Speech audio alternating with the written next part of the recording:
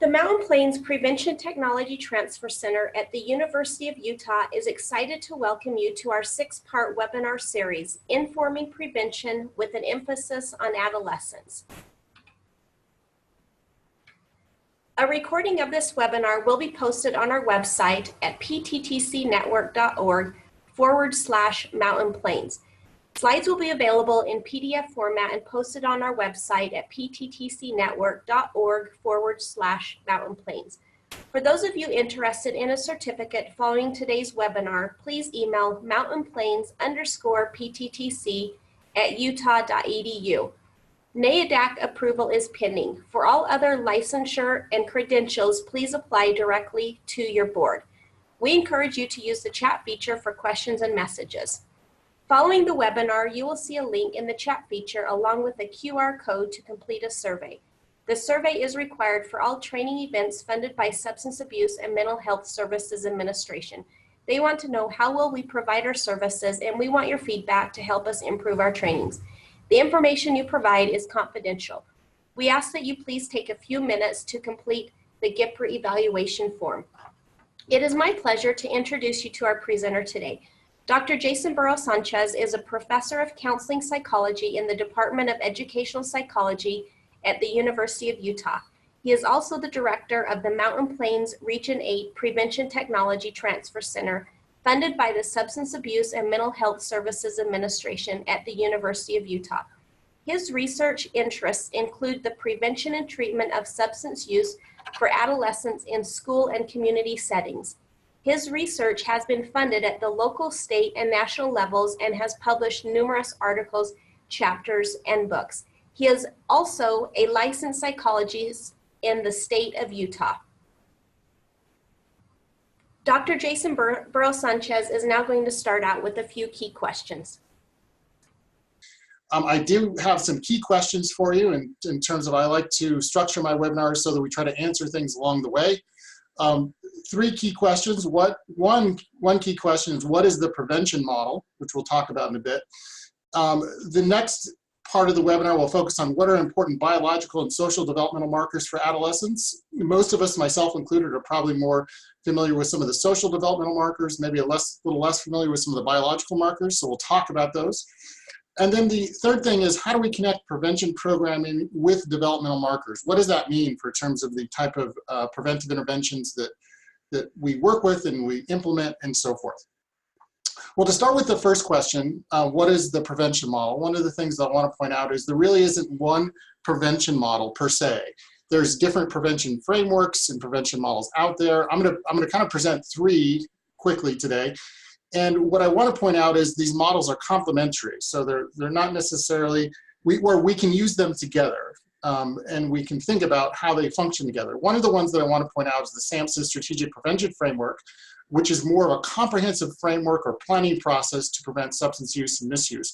We're not going to spend a lot of time talking about this today, but it's one that I want you to, that I think some of you may be familiar with, so I wanted to point it out. A second one that you may be familiar with is the Institute of Medicine Continuum of Care, which also kind of looks at prevention, treatment, and maintenance across the continuum. And if we just kind of focus on prevention, one of the 3 areas that we look at is universal, selected, and indicated. And this model comes more out of the mental health literature originally in the early to mid-90s and so forth. And what I wanted to point out is, again, with the SAMHSA model and also with the Institute of Medicine model, these are complementary models that can be used together. Now, we're not going to spend a lot of time talking about what that looks like today, because that's not the focus of our webinar, but I wanted to point that out. So if we do kind of think about this model and then focus on what does universal, selective, and indicated look like, one way that I think it's helpful to look at it is from a prevention triangle. And this is kind of a third model that I'll present. So we're kind of getting smaller or deconstructing the models as we go. And the prevention triangle is one that tends to be used a lot. It's complementary to the ones I just presented, but also tends to be used a lot in school-based interventions. And if we think about the triangle we think about this entire triangle as the entire school or the population of students in a school, we can think about it in terms of, if we talk about our indicated, selective, and universal, indicated, selective prevention models in this way. One is the primary prevention, or universal, prevention, or sometimes this is referred to as tier 1. If we engage in this type of prevention, we basically target the whole school or all the students in the school. So this may be an intervention where everyone gets exposed to school-wide rules for a certain thing, or everyone gets exposed to a particular curricula within the context of a health class. And the curriculum may be on bullying prevention, or maybe on substance use prevention, and so forth. The focus of our talk today is going to be on substances, so we'll dive into that a little more specifically. But the thing to point out here is that everyone gets exposed to it. And what we find out from prevention studies is that in general, about 80% of kids roughly respond to that. So that kind of roughly equates to the green part of the triangle. Well, that also means that a certain proportion of youth are not going to respond to the universal prevention, so they're going to need something more structured or more selective, basically. And this is where secondary prevention comes in. So this would be like, sometimes this is referred to targeted group-based interventions. So these might be youth who are at risk for a particular thing, like substances or bullying or other things, or other acting out behavior. And these might be small targeted groups that are used within schools or within other settings. Well, it also turns out that, given what I said, there's going to be a even smaller population that's not going to respond to that. So what we're going to likely have is tertiary prevention, or what we sometimes call indicated or tier 3 prevention. Now, depending on the settings you work in, if you're in a school-based setting or a community-based setting, you may talk about these things a little bit differently. I'm talking about them in terms of the prevention triangle. Sometimes tertiary prevention may be also considered treatment in some instances, depending on what it looks like, in part because tertiary prevention may not always be offered in school settings, depending on the what schools have available to them and the type of interventions they have available to them and so forth. But the main thing I'm trying to point out here within the triangles is that about 80% of youth tend to respond to universal interventions, about 15% of youth respond to selective interventions, and about 5% of youth who are going to need tertiary prevention. So one of the things you hear working in school-based settings is we spend about 95% of our time working with 5% of the population. You may have heard that before. Well, this is what that's in part kind of indicating, is this top of the triangle is where we spend a lot of time. But what I want to point out is if from prevention efforts, if we spend more time dealing with kind of the green part of the triangle, right, and including the other two, and making sure everyone gets exposed to it, I think our goal from prevention is making sure that more kids get exposed to it, so we can try to reduce the percentages of kids who are going to end up here in either the yellow or green or red portions of the triangle. Okay, so that kind of gives you some idea of what some of the prevention models are out there. I like this one in particular just because I think it makes it very concrete, but again, the other models are complementary. So we're going to dive more specifically into substance use and thinking about our prevention model. One of the questions is, well, what substances are being used and how often are youth using them? Well, this data is taken actually from school-based data. This is 12th graders. When they ask them in the past 30 days, how often have you used a particular substance? So past 30-day use is considered current users. Basically, you can see here that alcohol, marijuana, e-cigarettes, or vaping, which is one of the things we've seen a big increase in. And actually, just to put a plug in, our last webinar of this series, which will be in early June, will actually be a webinar on vaping. And if you work in schools or work with youth, you probably know that that's one thing that's increased, unfortunately. So we'll talk more about that specifically. Cigarettes has actually gone down, where we've seen increases in e-cigarettes between these two bars here. And then opiates, I point this out in part because the use rate for adolescents is low, very low compared to the other substances, but I pointed out because you heard a lot about it in the media. But by and large, you see more alcohol use, marijuana use, and e-cigarette use with adolescents. The reason I point this out is to point out, one, that not all adolescents are using substances, and two, this graph doesn't show, but I'll show you the next one, is that not all adolescents will go on to develop what we call a substance use disorder, okay? So not all adolescents are gonna end up at the top of the triangle, so to speak. And if we look next and see, for those adolescents who do, or those youth that do, at least for ages 12 to 17, it turns out that for at least, and this is pretty stable, this data was taken from 2017, it turns out that if you look at youth in the age range from 12 to 17, it turns out that each year about 1 million of them are going to be in need of substance use treatment.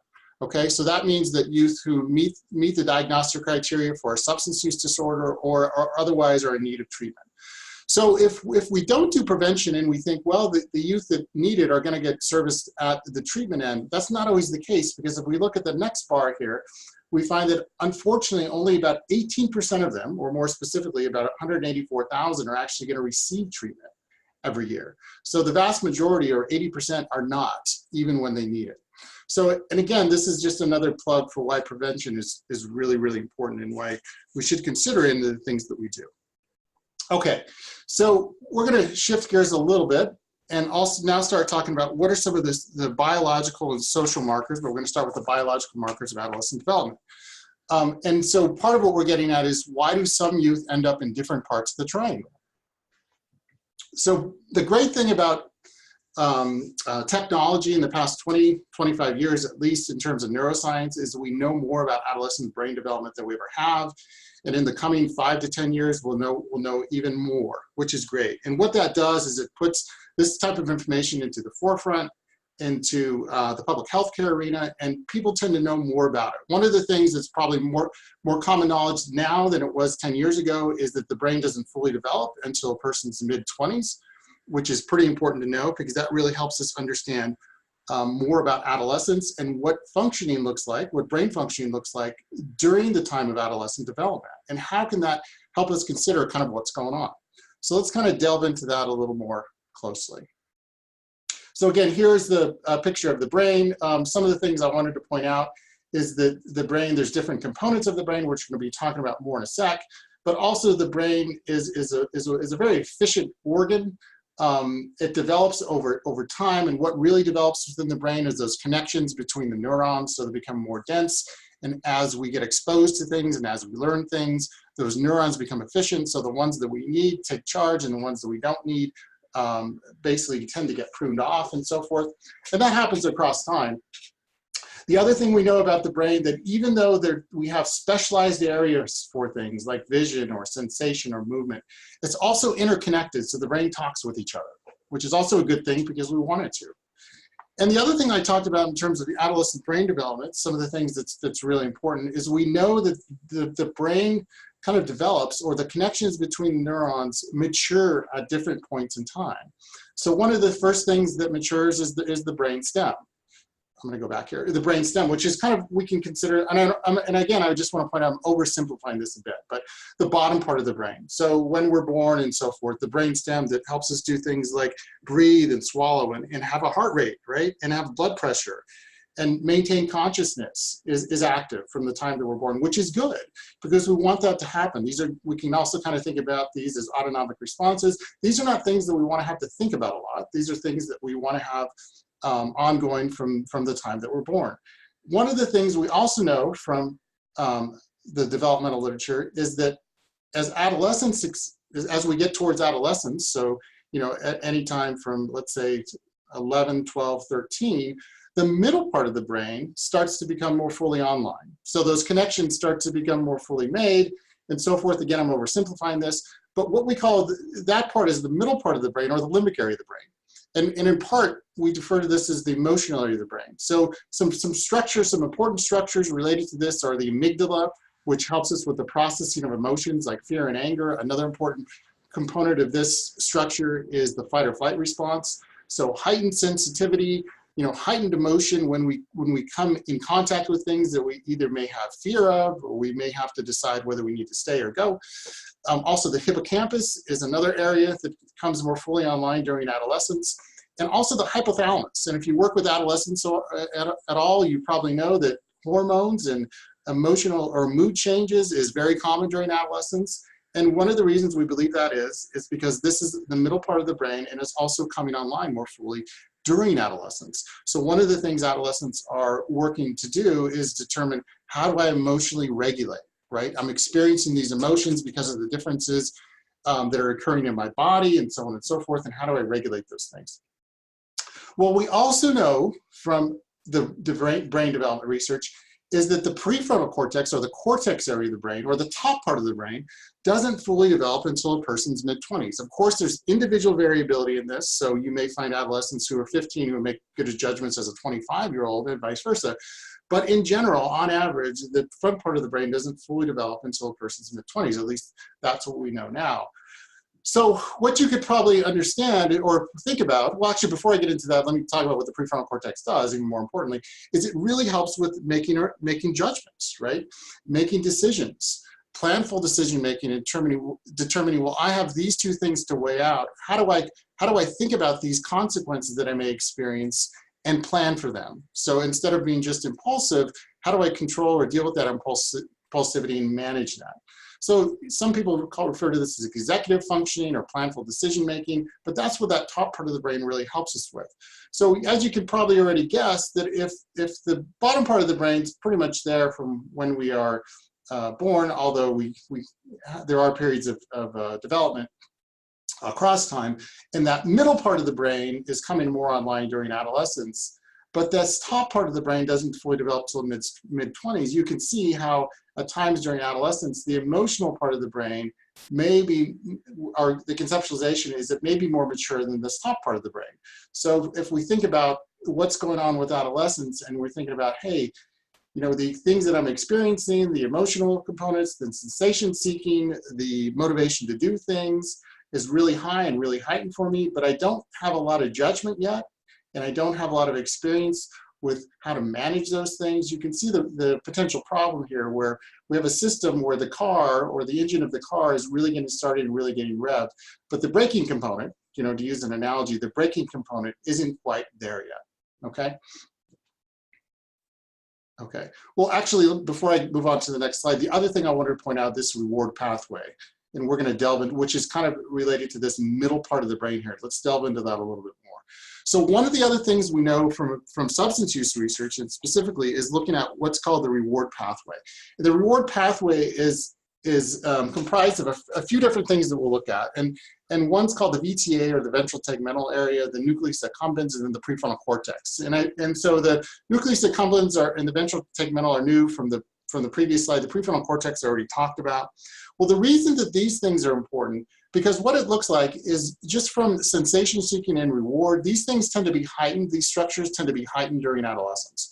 And also heightened when we experience things like getting nurturing from others, or just kind of normal natural reinforcers, getting nurturing, getting food, experiencing sex. What happens when we do those things is this reward pathway basically increases the level of neurotransmitter in the brain, and one of the ones in particular is called dopamine.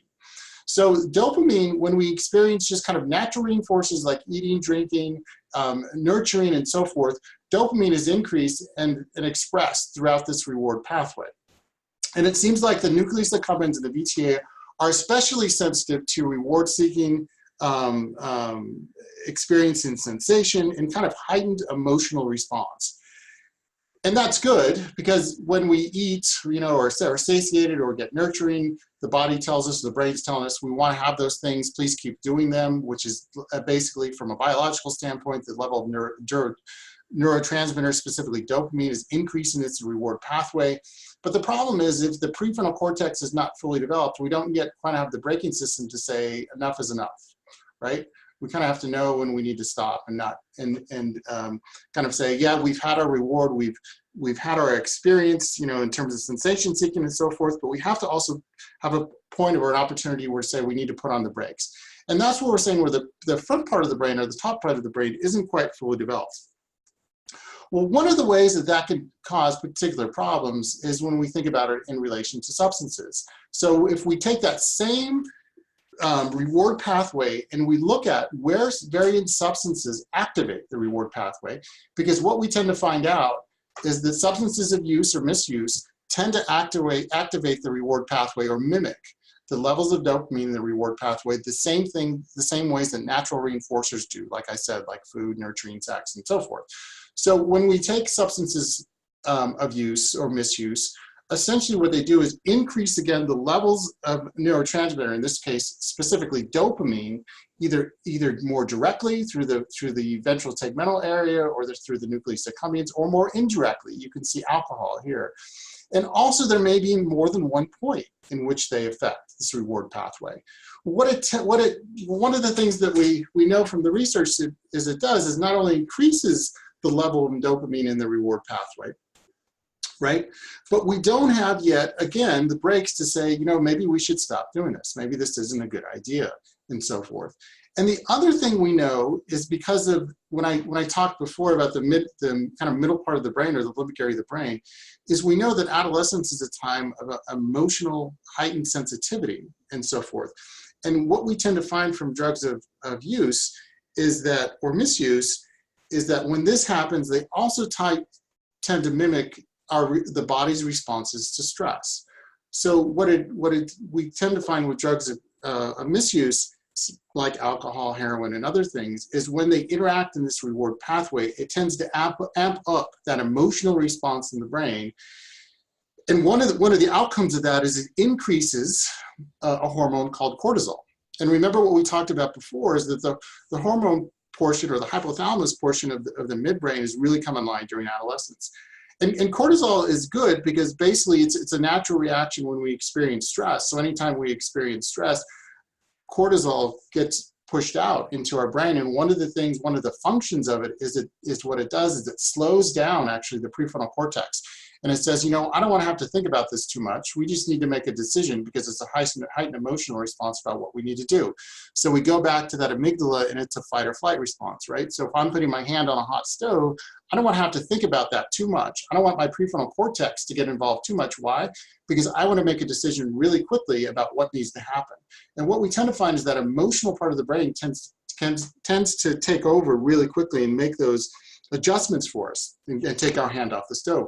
The problem is that when we take substances of use, that also increases levels of cortisol in the brain, which also tends to slow down the prefrontal cortex. So think about this scenario where you have a prefrontal cortex that's not fully developed, but you're also mimicking or slowing it down by taking specific substances that actually increase the level of cortisol in the brain. So one of the things we think, or we'll probably know more likely in the next few years of research, is that the activation of the neurotransmitters in the brain, specifically dopamine and cortisol, can influence the development, or rather lack of development, because if we're slowing this down, lack of development in the prefrontal cortex. And that's one of the reasons we think that prefrontal cortex development may be disrupted by substances that we use. Okay. The other thing that I wanted to point out is with particular substances, like I said, or actually substances of misuse, is that they increase the levels of dopamine in the reward pathway. And if we look at this slide, again, our areas of the brain that we kind of talked about before are here, but what these two pictures do here is just kind of point this out. So when we engage in things like eat, in our reward pathway, dopamine naturally increases, which we want it to, because we want it to say we want our brain to say, you know what, we want to eat, we want to increase the level of dopamine, we want our brain to say that's a good thing, we want to continue to do that, and that's okay. Although the frontal cortex of the brain says, okay, we need to stop eating now, we've eaten enough, and so on and so forth, right? So that's some of the development. However, what we find is that drugs of misuse tend to exaggerate the level of dopamine in that reward pathway. And that's problematic because the level of dopamine exaggerated in the reward pathway goes above and beyond which would normally be experienced. So that's one of the reasons we see things like tolerance with particular substances, because we have to keep taking more of the substance to get the same experience. And part of what you're seeing here is that the level of dopamine, or the biological impact of that, is the level of dopamine is above and beyond what we would expect in the reward pathway. The other part of that is when you consider the other side of that, is when you stop taking the substance, when you decrease the substance, it decreases the level of dopamine in the reward pathway, and the body says, hey, I need more of that. Well, the brain initially didn't produce as much of that as would normally be produced, just through like food and other things. So when we experience that, and when we stop the substance, right, so let's in this case use cocaine as an example, when we stop that, the body responds to that, and there can be, you know, those flu-like symptoms, those shakes and those chills from not taking the substance, and what we call that is withdrawal, in part because the body is responding to the lack or the decrease in the level of dopamine in the reward pathway. Okay.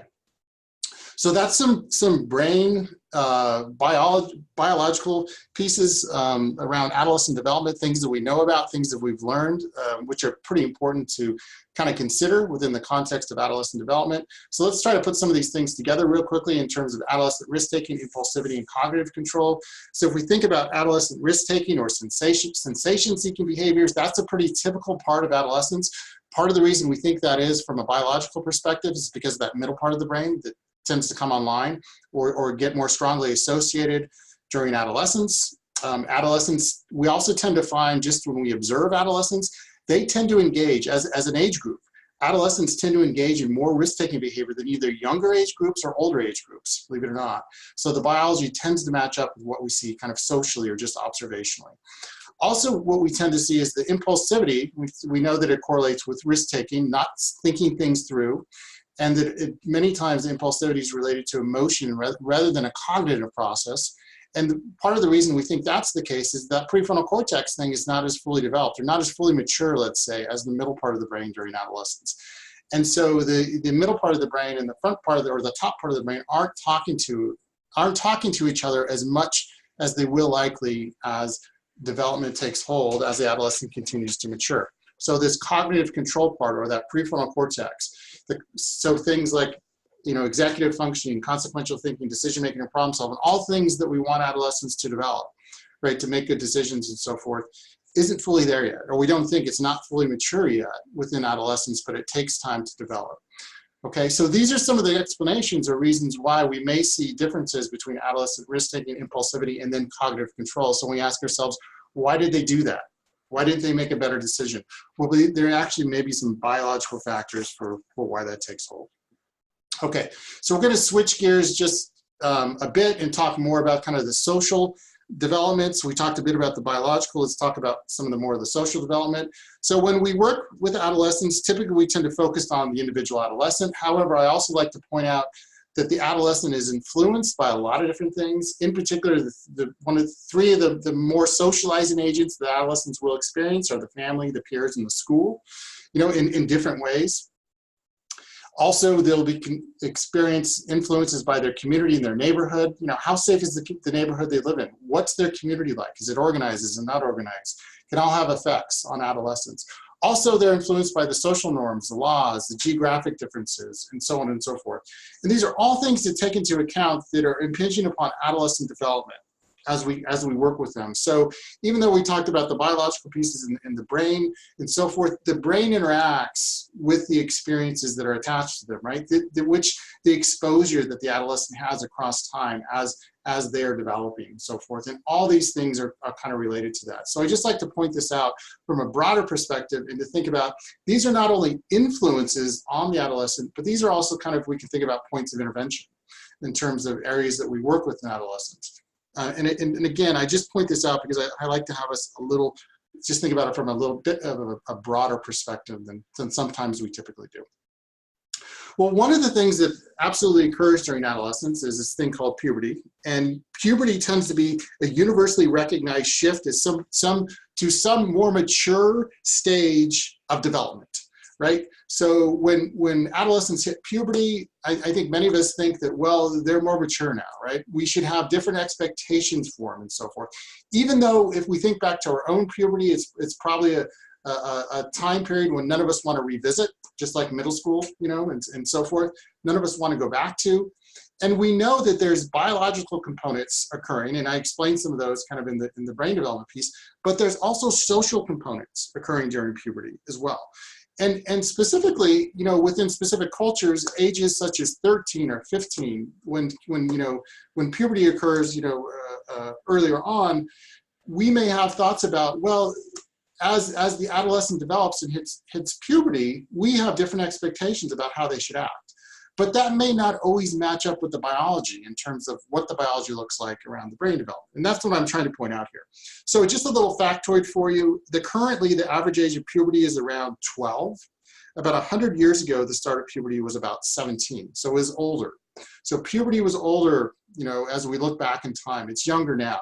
So basically what I'm trying to say here is that youth, if the average age is around 12, we're probably expecting more socially from youth starting at younger ages. even though that we know, or we do now, right, that the biology doesn't always match up with that. And some of the reasons we think that the changes in puberty over time, there's theories around, different diets or more, hormones in the food and so forth.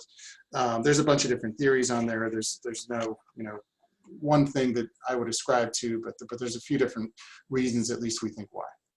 Okay, so the other thing that I want to point out is during this time and during puberty, one of the major psychological or social tasks that occurs is identity development. And I'd like you to think about this, because this is one of the things that may get overlooked a bit, but I want you to consider it in terms of what's going on with the brain, but also what's going on socially with how adolescents are interacting with their environment. And think about the larger set of concentric circles that I showed you a few slides back.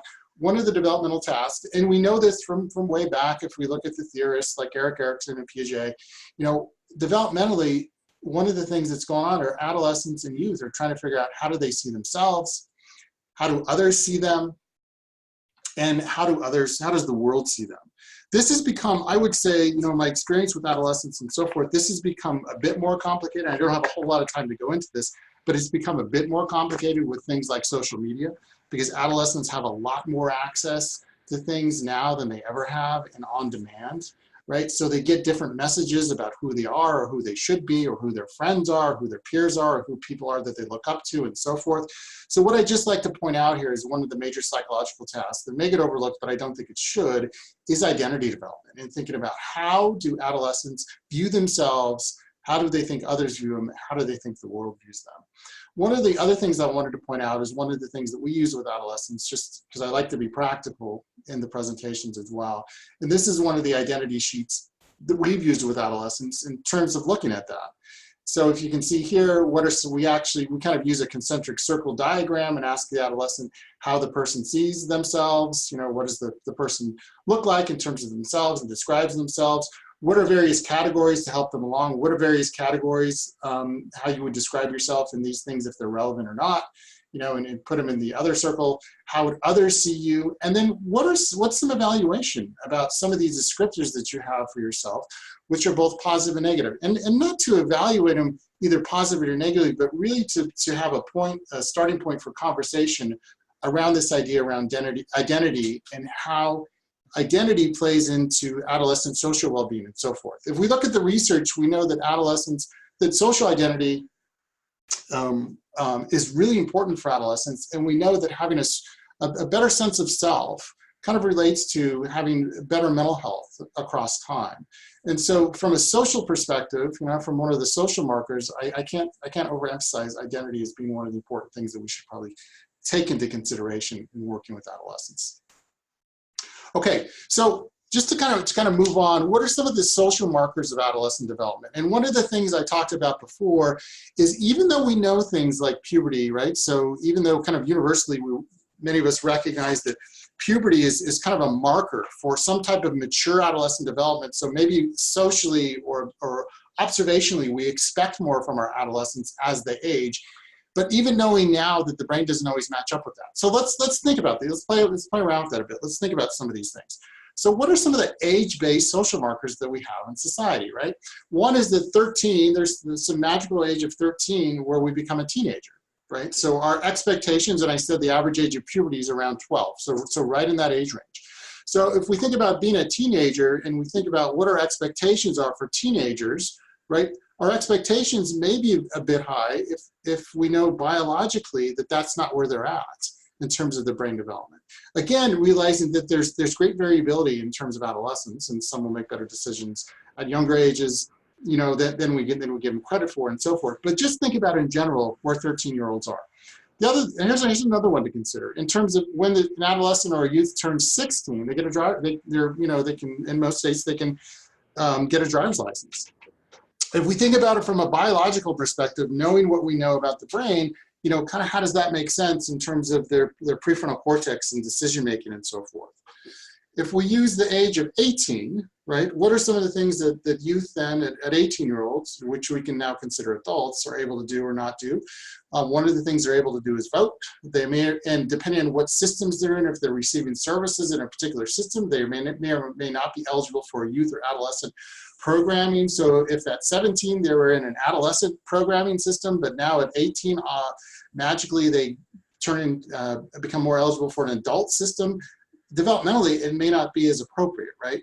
But there's something that we ascribe to being 18 that may or may not match kind of biologically where they're at, and also joining the military.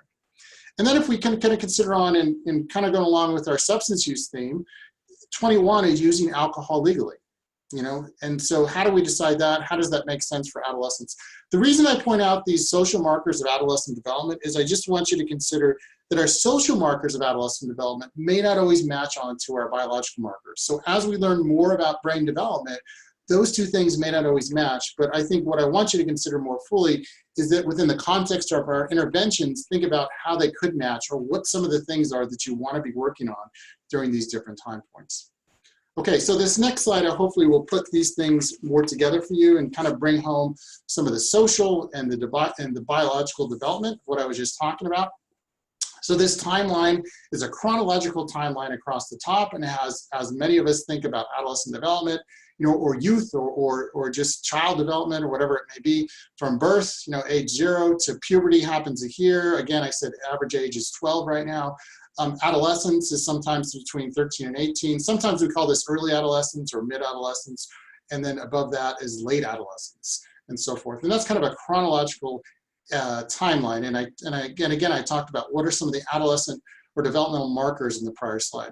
But then if we try to compose that or connect that with what we know about the biology in the brain, this is a nice slide here, because what it shows you is that the brain at different points along that chronological timeline.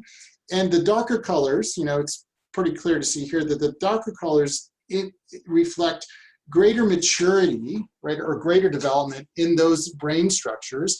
And that brain structure is showing you, as it's pointing out, is the prefrontal cortex. So executive functioning, decision-making, and so forth increases or becomes more mature on average as the adolescent gets older.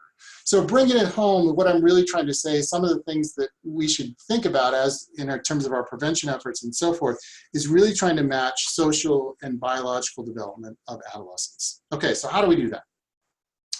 Okay, so here are some ideas for doing that, kind of bringing these things together. Here's some intervention practices informed by both adolescent, biological, and social development. One thing I want to point out is prevention is important. Remember our triangle that we talked about. If we can catch more youth at the green part of the triangle and hopefully prevent them from moving on to the yellow part or the red part of the triangle, that's a better benefit, right? We usually that type of intervention is less intensive than waiting till they get to the middle or the top part of the triangle. And why not? You know, why not try to prevent things before they occur? But even if we're not able to, quote, fully prevent something before it occurs, wouldn't we also want to prevent something before something becomes worse? So even if they find themselves in the middle part of the triangle, wouldn't we want to prevent that from getting to the red part of the triangle and try to help them get back down to the green part of the triangle and so forth? Or even if they're at the red part of the triangle, try to help them get back down to the yellow or to the green part of the triangle. So one of the things that I really want to push is prevention is important. I don't think we spend enough time talking about prevention. I think what we spend more time talking about is things when we see problems occur in terms of it may be considered treatment, right? Or it may be at a point where something's more severe where we could have dealt at it at an earlier time point. The other way that knowing what we know now or what we talked about is we can actually teach adolescents about changes in the body and brain. We know more now than we knew 20, 25 years ago, which is great. We know more biologically, we know more socially, we know how these things get connected together. So as adolescents are experiencing these developmental growth periods, why not tell them about them?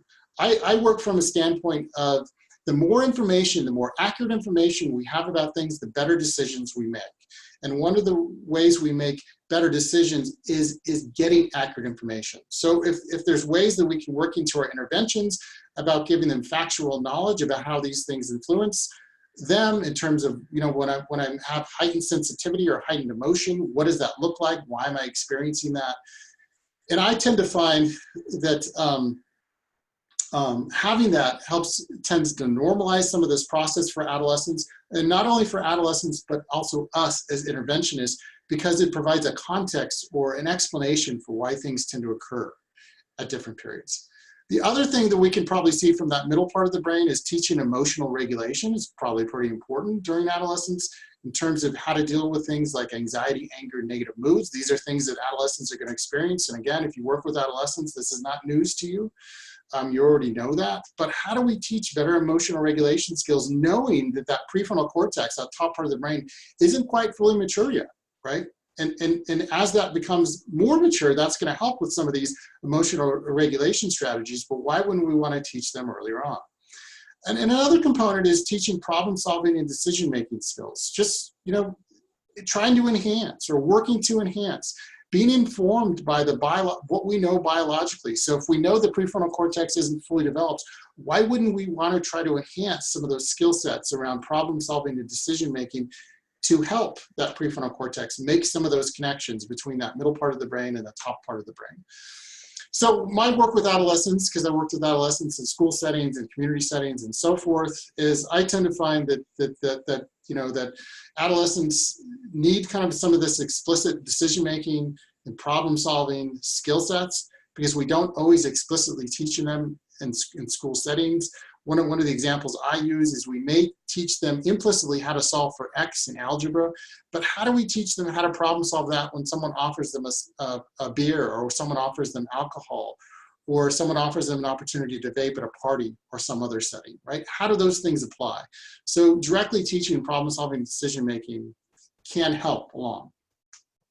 And the other thing that I want to point out is, because we know from the social context and the influences of social pressure, is that peer pressure is a real thing, right? And if we look at the prevention literature, we know that one of the first places that adolescents will be exposed to substances is typically by their peers or by people that they know or that they're around a lot. And so why wouldn't we want to explicitly teach things about peer pressure, and if they get asked to use a substance, or what that looks like, or how they would respond. And this also goes along to some of the other things around teaching problem solving, teaching emotional regulation. How do I feel when I'm offered a particular substance and so forth? What would I do in that situation, and so on. And also knowing that this is likely to occur, but being very upfront, being very direct about what some of the experiences are that adolescents are likely to encounter, okay? And these are some of the ways that practices around adolescent biological and social development can help us inform, some of the things we do in prevention and intervention, okay? The other slide that I wanted to point out is, because this is more along a chronological age range, and I like to point this out as well, because again, it kind of maps on or helps with the slide I just presented. But this just kind of gives you some ages, developmental tasks, and areas of intervention, things that you can think about in terms of what you're doing in terms of prevention and intervention. And I realize, if you work, the settings that you work in, you may use different methods of prevention or intervention, there may be different curricula and so forth. But what I hope is that what I've helped with today is that thinking about both the biology and the social markers of adolescent development, looking at some of the things you're using, and hopefully they delve into some of these developmental tasks, and then more specifically intervention areas. So if we look at what we call kind of early adolescence, some of the things that are coming up developmentally, and again, the other thing I want to point out is this is not an exclusive list by any means, or an exhaustive list by any means. There's other things. These are just things that I put in here that I thought were important, but of course there's other things that you could put in here. You can only put so much into a PowerPoint slide, but these are some things to keep in mind. So identity, as we talked about before, also developmental tasks, what we know adolescents can be dealing with in terms of thinking about risk-taking and impulsivity, again, because of that middle part of the brain, and emotional regulation, things that are coming online. So in terms of how does that map onto intervention areas, some of the things we probably should be thinking about teaching are things like emotional regulation. How do I deal with things like anxiety, negative mood or depressed mood or anger and so forth, things that we know that adolescents experience.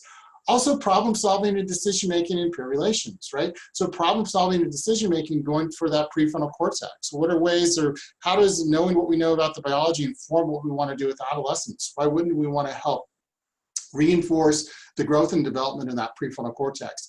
And also, as we know socially, that the peers tend to become more important around this time frame, right? Adolescents tend to take more cues from their peers, tend to think about their identity and context to their peers. How do I match up to someone else? What does that look like? And the other thing I mentioned, that social media kind of exaggerates that a great bit because they just have more access and more exposure to those messages. As adolescents start to mature, or middle adolescents, 15 to 17, identity is still important, right? But individuation, connection to others, and exploration. Thinking about how they're similar or different, how they're individuating from their families, how they're still connected to their families, what that looks like. And thinking about, you know, kind of the next phases of their lives, but also, again, in intervention areas, I wouldn't give up the problem solving and decision making explicitly, in part because they're going to change a little bit given the context of what adolescents 15 to 17-year-old are dealing with. And remember, we talked about social markers, things like driving and other things that are going to come online here. Older adolescents, right, is what we can consider kind of a bit older. Identity issues again, but again, probably more related to school to work, or what happens after school. What am I going to go? Am I going to go to, am I going to go to college? Am I going to go into the workforce? What that's going to look like. So intervention areas can be things like goal setting, school and vocational skills, and so forth. And, you know, whatever that relates to, however that's realistic for the adolescents that you work with. And then later on, you know, 21 to 24, identity again, early, what we consider more early adulthood, probably looking at things more like stability, goal attainment, transitions from work or school, depending on what that looks like, what paths they take, and so forth. And again, I know I kind of went over that a little bit quickly, but what I'm really just trying to point out is that developmental tasks, the things both biologically and socially that adolescents are dealing with, should be related or mapped on to the intervention areas that you're working in. Because why wouldn't you want to use the best information you can, both from a biological and a social perspective, to map on to the interventions that you have access to, or that you explore with in terms of the adolescents you're working with. Okay, so actually I think that was my last slide. We're going to have a little bit of time for questions. So I'm going to ask for Shannon's help to see if there's been any questions in the chat box that I could help answer, or any questions that you want to pose now. So we do have a question. How does trauma, as defined by the person in the freeze in fight flight, impact the brain, body, spirit, increase risk for substance use and other diagnosis or misdiagnosis, such as diabetes, mental health disorders, bipolar? Yeah, so you know, that's a great question, and one of the things, I don't know, I can't remember if I talked about it or not, but I'll say, and again, it's a great question, and you know, we could take an hour on the response, but I'm gonna give you my brief response. And basically, so remember what I talked about, that middle part of the brain, that emotional part of the brain, so to speak. And we're just kind of calling it that because that's kind of easy right now. But that or more specifically, the limbic area of the brain. So one of the things that we think what occurs from trauma is, especially during youth, or, you know, young kids, youth, adolescents, is that middle part of the brain is coming online. And the amygdala, which I said is related to heightened responses, or the processing of emotions. Also, if you think about what are the other structures in that portion of the brain, the hypothalamus, which is related to hormones and so forth. So what we think happens is that middle part of the brain is heightened emotionally. And it gets heightened emotionally for various reasons. And one of the reasons it can be heightened emotionally when kids and youth experience stress. And so if we think about trauma, right, or we think about chronic trauma, stress that occurs for long periods of time, unfortunately, for some youth, one of the ideas is that as that middle part of the brain becomes heightened or becomes higher in sensitivity to that, it increases things like cortisol. And what cortisol does is it actually increases the level of cortisol in the brain, but it also decreases the activity in the prefrontal cortex. And we think some of the reasons why youth have processing issues sometimes is because the prefrontal cortex doesn't get fully developed, in part because of the levels of cortisol in the brain across time. That's kind of my brief answer to that.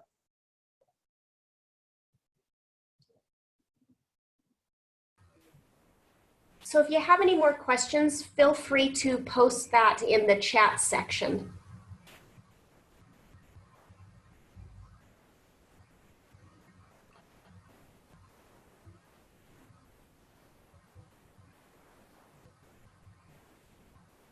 Oh, if you have, so that one of the questions was about my email. Just if you have questions for me, you can feel free to email me and so forth.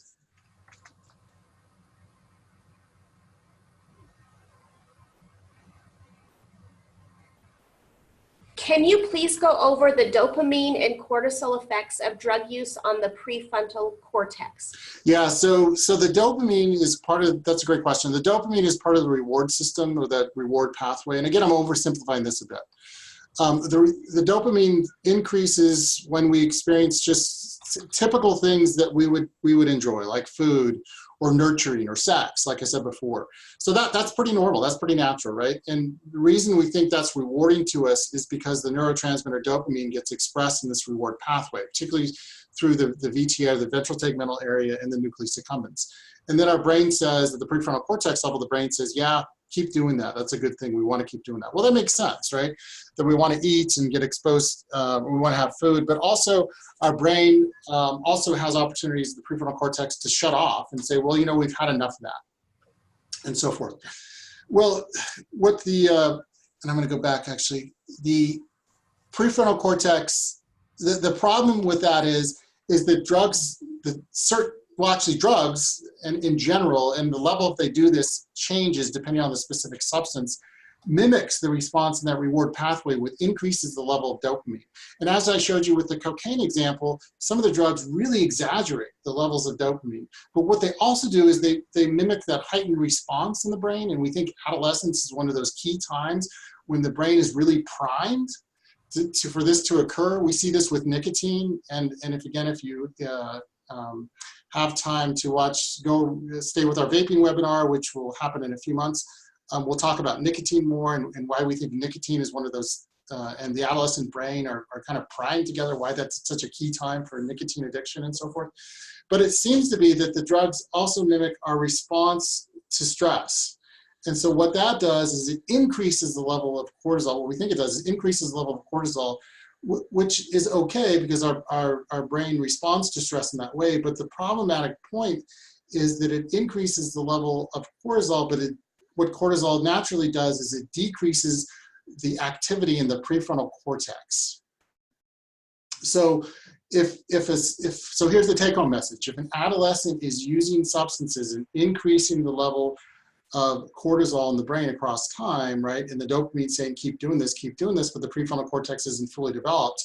And if we're limiting the action or the activity in the prefrontal cortex from the level of cortisol, essentially what we're doing is not giving the brain or the prefrontal cortex time to more fully develop. And that's why we think there could be some differences or just some disruption in the prefrontal cortex with drugs of abuse or drugs of use.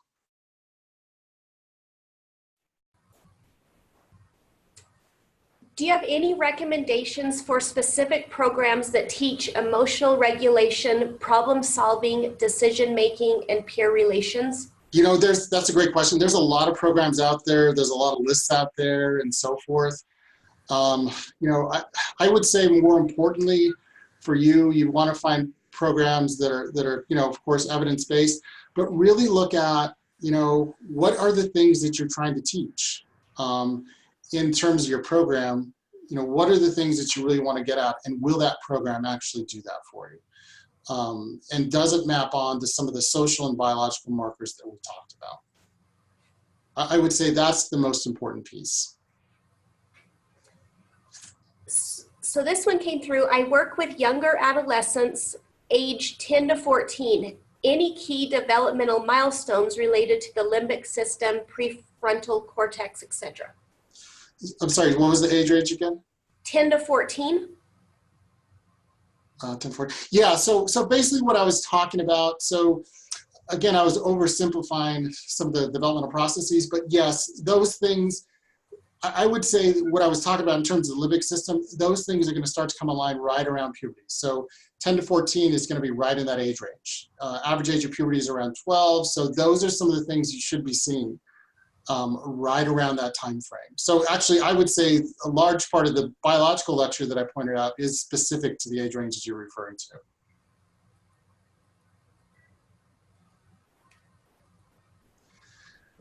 Does addiction to social media and video games affect teens in a similar way to drugs? That's a great question. So there's, you know, we think yes. I mean, so some of those are talked as more as kind of a behavioral addictions, you know, for lack of a better term, right at my fingertips. But yes, but we think that pornography is another example that we think that there is activation in the reward pathway, increased levels of dopamine and so forth. So there probably are similarities, and there are similarities in how they respond behaviorally, like observably what we see. So the other, I saw one other question that I want to respond to. George just said, do you think we're spending more time in treatment than prevention, or is this the goal? Yeah, we are. I would say just Jason's take on it, given that I work both in prevention and treatment, we tend to spend more time in treatment than we do in prevention. We tend to spend more time in that in terms of our activities, in terms of the country or the money that our country spends on prevention compared to treatment, and I can give you the stats on that and all that.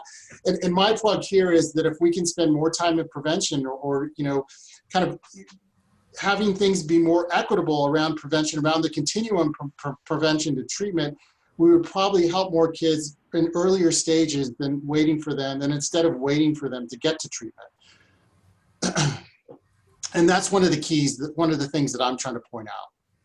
Exactly. So I just wanted to follow up on that point.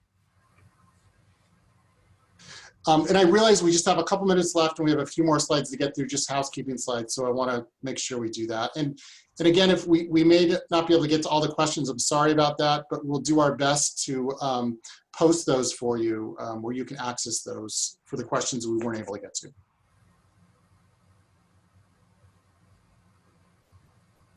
So can we answer this last question? When you add prenatal exposure to methamphetamine, does this cause damage that delays the development of the prefrontal cortex? We think so. That's a really quick question, or it's a really quick response to kind of a question that needs a little more. I mean, I need a little more time to develop a response to it. Just because of timing, I'm not going to be able to. But yeah, I mean, that's kind of the idea, that any prenatal exposure will not be good in terms of brain development later on. Okay, perfect. So do you mind moving to the next slides, please? Yep. Following the webinar, you will be provided with a post-evaluation along with an option to complete a 30-day follow-up survey. For those of you that have a QR code app, you can scan the QR code, or you may click the link in the chat box. So we're going to add a link to the chat box.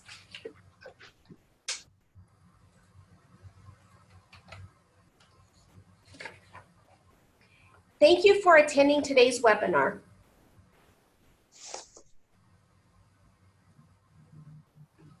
We hope you have a great day.